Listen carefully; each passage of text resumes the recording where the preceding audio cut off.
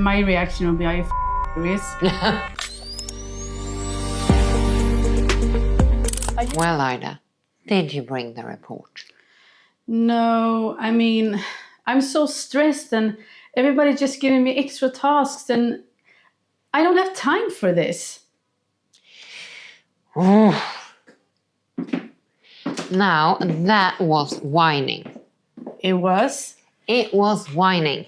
And are you as tired as I am of the whining people in business? We all know, right? Ugh. We all been there. It's so frustrating, right? Yeah, you get stuck every time. Yeah. And the thing is, whining is not just annoying. No. It actually, we have science that shows that it hampers problem solving. Yes. That is, it hurts your performance, it hurts the business. It can be perceived as lower competence, so you're less influential. It can hurt your negotiations because, again, you seem like more lower status. And we So don't whining, no. We're talking business here, we're talking money, we're talking loss of opportunity. This episode is powered by Moo Beauty. Yeah, and we're going to give you a checklist that you can use in this episode on how to handle whining people. Yeah. And to flip the script and turn it into something better. Yeah, and we're going to give you specific phrases even that you can use so you really have something to work with. So let's jump right into the solutions, right? Yes, we want solutions. Yeah. So how do you handle whining people in business? I would say number one is make sure we're talking about whining. Like really diagnose the issue. Because when we're talking about whining, we're talking about chronic negative attitude and comments. Yeah. So if it's just venting, or if it's solution-oriented in the end, it's a serious concern. We're not talking about this type of whining. This is without power, without solution, chronic. Yeah. And another thing is when you diagnose it, it's so frustrating. Yeah, it is. Yeah. So something that helps me at least is to think, well, let's not get on my high horse. Because you know what? I've done it too. Yes, I mean, everybody has been complaining or whining sometimes. So that helps to approach it in a more constructive, not just frustrated way. It's kind of, okay, calm down. We've all been there. Some people get stuck in it. What can we do about it? Yeah. Yeah. So let's really talk about the solutions now. Yeah. And the first one is? The first one is acknowledge. Acknowledge. And that's why I say, let's first get that mental frame of not getting on our high horse. Because it's really tough not to just get mad or frustrated or start whining about the whiner. I've done that. Yeah, I've done it many times. So venting is okay. I think that it's super important to have somebody you trust and that you can vent. Now we're talking about whining. Okay. So acknowledge. Do not reinforce. Like make them go on and on. But do not diminish. Because that can actually also lead to them feeling less heard and them starting to whine even more. Oh. Yeah. Okay, that's a good one. So let's give a specific phrase. What can we say to acknowledge but not reinforce? You can say something like, I hear that you are concerned with the deadline. Yeah. Or something like that. So you use the word, I hear you. Yeah. I hear that you're concerned about the workload right now. Yeah, I am. Yeah. Or what specific changes do you need? Yeah. So that's also constructive. You acknowledge, you hear that something's a problem, and you look for a solution. So you acknowledge the problem without enforcing. That's really good. Yeah. And without getting mad. Yeah.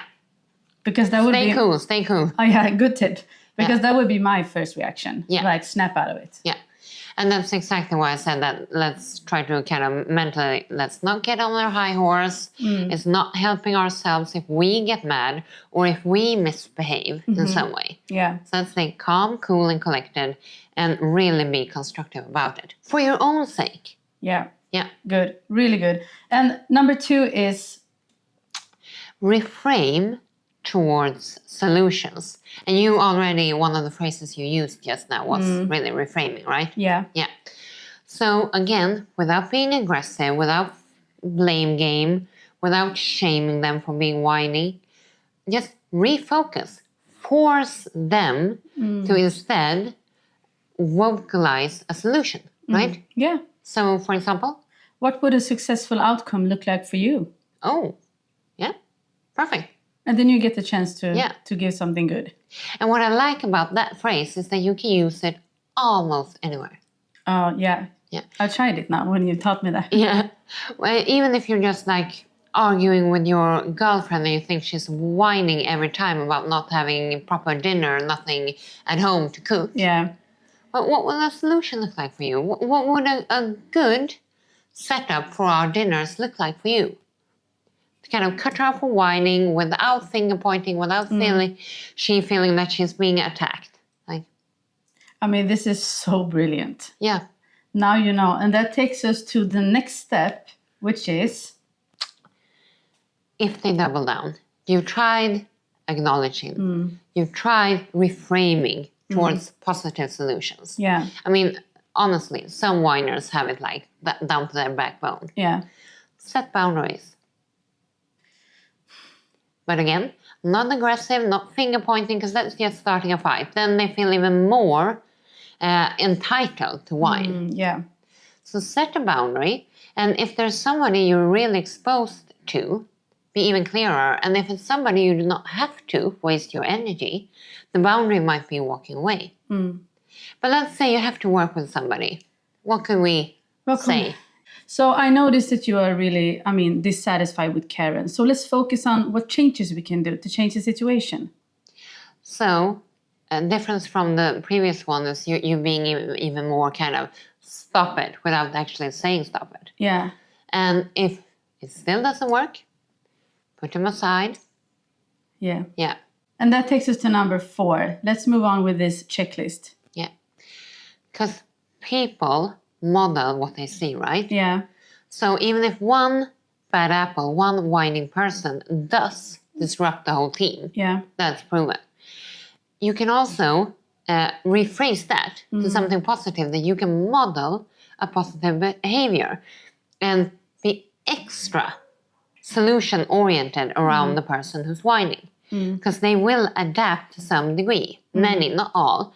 But really force them, show them that you are not engaging in any type of whining. Instead, you're very positive. You always speak positively about people and problems and challenges. Yeah. So if you're around somebody whining, be extra clear that you're modeling a positive behavior.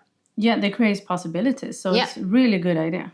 And it actually does work. I know it feels like, oh, but they're whiners. But it does help. Yes, my reaction will be, are you serious? But I'm going to behave from now on. I truly want to try that one. Yeah. And that takes us to the final step, step number 5. What is that, Kat? That's even worse for you then. Well? That is actually offering support. Okay. Yeah. So we're back to not getting on our high horse here. Because whining, even if it's chronic behavior, it can be rooted in a burnout, legitimate concerns, poor management that creates uncertainty in the workplace, where they feel unseen, where they feel that their position could be threatened. So it can be rooted. And I'm not saying you're going to be their psychologist, right? No. You don't have to be their therapist, for God's sake. It's not your job. No. Don't go that far.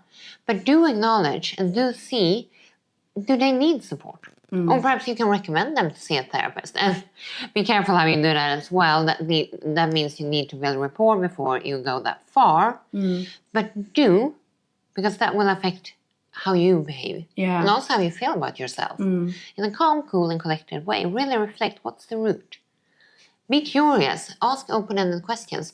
Try to actually listen. Instead of just dismissing the person whining, try to understand what's behind it. Because that goes back to the first point about acknowledging. If you're a bit curious, if you have that energy to like, but what's really going on here? They will feel heard, and that will help. And if there's something legitimate behind it, you will find out. And wow, you will grow as a person. I mean, that's amazing. Yeah. To use logic to understand other people and not just react with your emotions. Yeah. Calm, cool, and collected. That will help you, and you will become more influential at workplace. I promise.